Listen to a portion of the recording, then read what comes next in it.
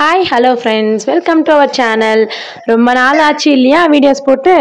இன்றைக்கி வந்து first day school ரேணுகாவுக்கு, பெரிய பொண்ணுக்கு ஃபஸ்ட்டு டே.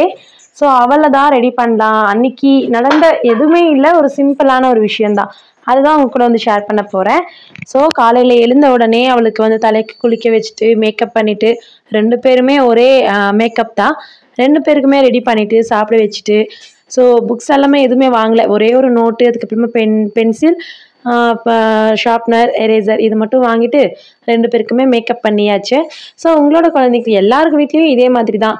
ஆனால் ஃபஸ்ட்டு டே ஒரு 2வது 5th ஸ்டாண்டர்ட் அந்த மாதிரி படிக்கிற பொண்ணுங்களுக்கு பசங்களுக்கு வந்து ரொம்ப எதிர்பார்ப்பு.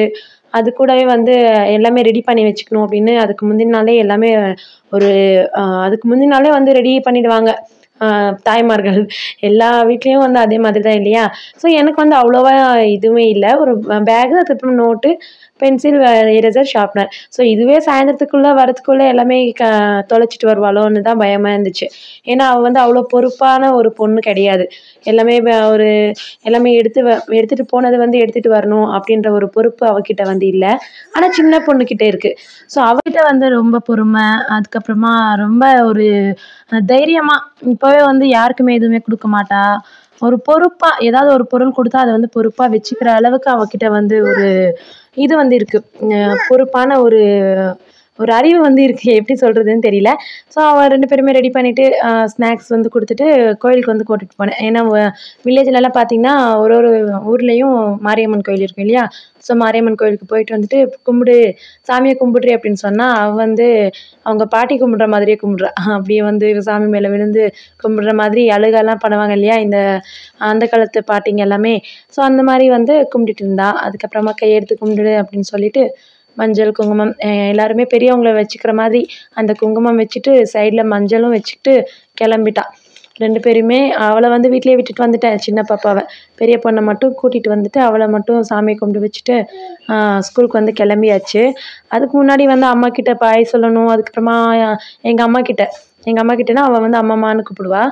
ரெண்டு பேரும் அவகிட்ட வந்து பாய் சொல்லணும் அப்படின்னு சொல்லிட்டே இருந்தா. போயிட்டு பாய் சொன்னதுக்கப்புறமா ஒரு சாக்லேட் வாங்கி கொடுத்துட்டு ஏன்னா எவ்வளோதான் இருந்தாலும் ஒரு ஸ்பெஷல் பேத்தி இவ வந்து என்னோட அம்மாவுக்கு. ஸோ எல்லாமே வாங்கிட்டு அந்த வாழைப்பழம், வெத்தலை பாக்கு எல்லாமே டீச்சர்ஸ்க்கு வந்து கொடுக்கலாம். எப்படி இருந்தாலும் அந்த சின்ன ஸ்கூலில் வந்து 4 டீச்சர்ஸ் இருக்காங்க.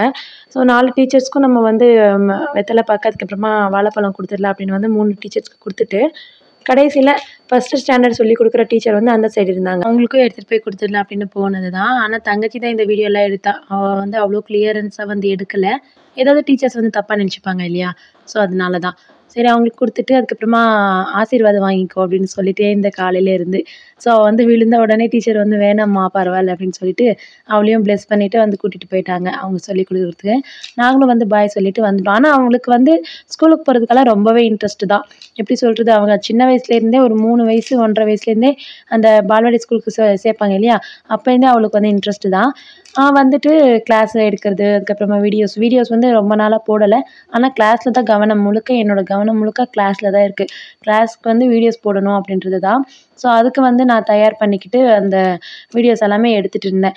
ஸோ வந்த உடனே ஒரு நாளைக்கு ஒரு 3 வீடியோஸ் ஆச்சும் நான் வந்து எடுக்கிற அளவுக்கு பிளான் பண்ணி வச்சுருக்கேன். ஸோ அந்த மாதிரி தான் கிளாஸஸ் வந்து போயிட்டுருக்கு. அந்த கிளாஸ் போன உடனே நான் வந்து வீட்டுக்கு மறுபடியும் பாப்பாவை கூட்டிகிட்டு வந்துட்டேன். 4:30 மணி ஆயிடுச்சு. வந்த உடனே புக்ஸ் கொடுத்தாங்க அப்படின்னு ஒரே ஜாலி தான். கொடுத்ததே 2 புக்கு தான். அதையும் எனக்கு வந்து வெயிட்டாக இருக்குது, ரொம்ப பாரமாக இருக்குமா அப்படின்னு சொன்னேன். ஸோ கொடுத்துருக்கிற 2 புக்குக்கே இவ்வளோவா? நான் வந்து 10th படிக்கும் போதெல்லாம் சொல்லணுமா, அப்படியே எரிமலையே எடுத்து மேலே வைக்கிற மாதிரி இருக்கும் எனக்கு. ஸோ எங்கள் அம்மா வந்து சாக்லேட் வாங்கி கொடுத்தாங்க. சரி 2 பேருமே சாப்பிட்டுட்டு ஜாலியாக இருந்தாங்க. அது காலையிலேயே வந்து கேட்டிருந்தா எனக்கு வந்து டைரி மில்க் வேணும் அப்படின்னு. ஏன்னா ஃபஸ்ட்டு டே ஸ்கூல் அப்படின்னு இருக்கும்போது ரொம்ப செல்லமாக இருக்கும் இல்லையா? ஸோ இந்த ஒரு நாள் இப்படி தான் போச்சு. உங்களுக்கு எப்படி போச்சுன்னு மறக்காம கமெண்ட்ஸ் சொல்லுங்கள். தேங்க்யூ.